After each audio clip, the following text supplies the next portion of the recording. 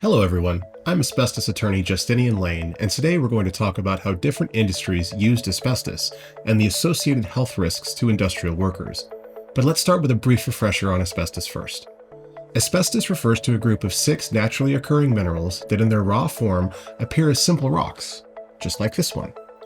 This is chrysotile asbestos, which is the most common type of asbestos. When chrysotile rocks are processed, they can transform into strong, lightweight fibers like the ones you can see in this test tube. This is chrysotile fibers, and these fibers are resistant to fire, electricity, and heat, and they actually have a stronger tensile strength than steel. So asbestos was used in a multitude of industrial products like insulation materials, fireproof clothing, ceiling and floor tiles, and even fireproof papers and felts. Besides its versatility, asbestos was also inexpensive and easy to manufacture. Those factors led to its widespread use until the health risks of asbestos exposure became widely known. Now, there's no safe level of asbestos exposure, and even a minimal exposure can elevate someone's risk of developing certain asbestos-related diseases. However, most health issues arise from substantial exposure to asbestos, often occurring in industrial settings. Jobs in certain industries carried a heightened risk of asbestos exposure and consequently a greater risk of developing asbestos-related diseases. The utility industry, that is water delivery and power generation, used asbestos for the same reasons that many industries did. It was inexpensive, it was fire resistant, it didn't conduct electricity, it was very heat resistant, and it was incredibly durable. One of the things that asbestos was used for, specifically because of its durability, was as a reinforcement agent, and the utility sector had a lot of asbestos-reinforced cement. I have here an advertisement talking about how a particular asbestos manufacturer's cement pipe was chosen for a several-mile route for water delivery. So the workers in this advertisement would have been exposed to asbestos anytime they cut or drilled or manipulated this pipe in a way that created dust. Anytime you do anything with cement, if it damages it or causes an issue on the pipe, dust would be created. So the utility industry utilized asbestos for water pipes, but also used it for ductwork, cement ducts to put high tension or rather high current electrical cables in. And of course, if you go to the power generation portion of the utility sector, every power plant utilized asbestos because no matter which way you were generating electricity, it created great amounts of heat and things would need to be insulated. Workers would also use protective gear such as asbestos gloves or welding blankets or things along those lines in that industry. And we've represented a number of workers who worked in power plants and were exposed and developed an asbestos-related disease due to their work inside the utility industry. As I said before, asbestos exposure can cause a number of serious diseases. Before we talk about those diseases, let's view a medical animation illustrating how asbestos actually causes those diseases.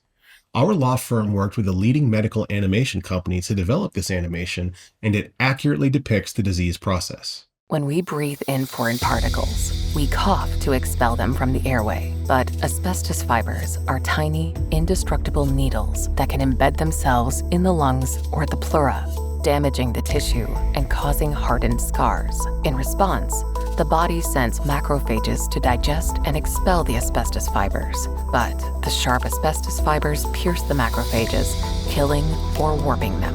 This causes the macrophages to send the wrong chemical messages that cause the growth of carcinomas. Asbestos fibers also release free radicals that further damage the lung tissue and cause diseases to form. Not all of this damage is immediately visible, but over 20 to 50 years, asbestos can cause breathing problems like asbestosis, as well as mesothelioma and lung cancer. Similar processes occur when a person swallows asbestos fibers, and those fibers can cause throat cancer, stomach cancer, and colorectal cancer.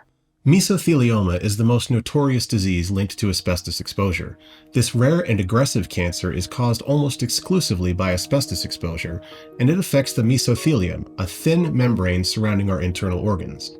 There are only about 3,000 mesothelioma cases diagnosed annually in the US, and our firm has been successful in obtaining substantial compensation for our clients with mesothelioma. Besides mesothelioma, asbestos exposure is also linked to lung cancer. While there are other causes of lung cancer, such as smoking, individuals who smoked and were exposed to asbestos industrially face a significantly higher risk than non-smokers exposed to asbestos. Because the asbestos industry hid the risks of asbestos exposure to both smokers and non-smokers, we've been able to secure millions of dollars of compensation for people who developed lung cancer regardless of their smoking history. As you saw in the animation, it's the inhalation of asbestos fibers that leads to mesothelioma and lung cancer.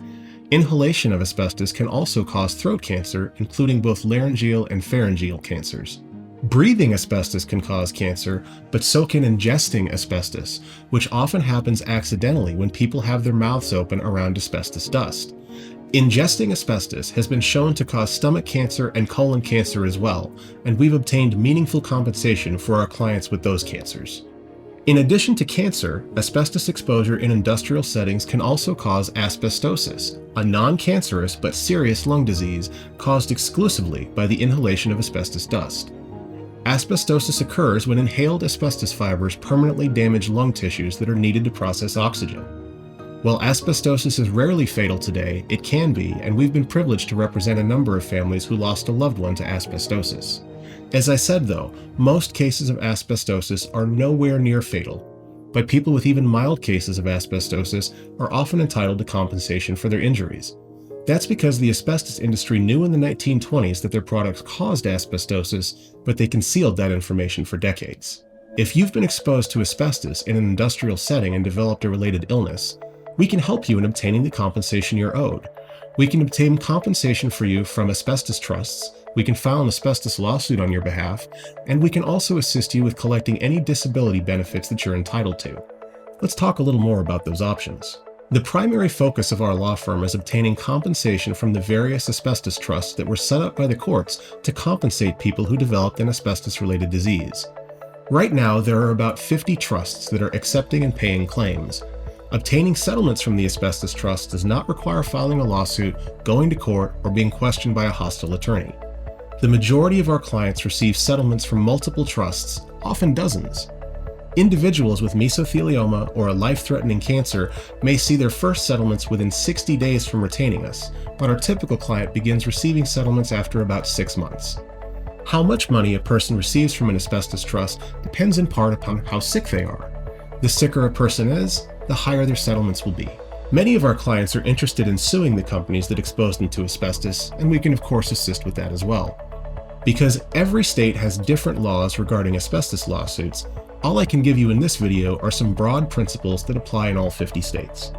Asbestos lawsuits take longer than asbestos trust claims do, but settlements and verdicts can often exceed the amount of trust fund settlements. Some states allow an injured person to sue his or her employer for exposing them to asbestos, while others require the injured worker to file a workers' compensation claim, which we're also experienced in doing. Finally, our office can help with asbestos disability claims. There are 2 types of asbestos disability claims: Social Security disability claims and Veterans Administration disability claims. Eligibility for both types of claims are based upon whether a person's asbestos-related illness leaves them medically unable to work. And of course, Veterans Administration claims are only available to veterans. If you or someone in your family has developed an asbestos-related illness, the law only gives you a certain amount of time to seek compensation for your injuries. If you wait too long, you won't be able to. So please don't wait too long to contact me, or we may not be able to help. Thanks for watching, and I hope you'll consider giving us the opportunity to help you and your family.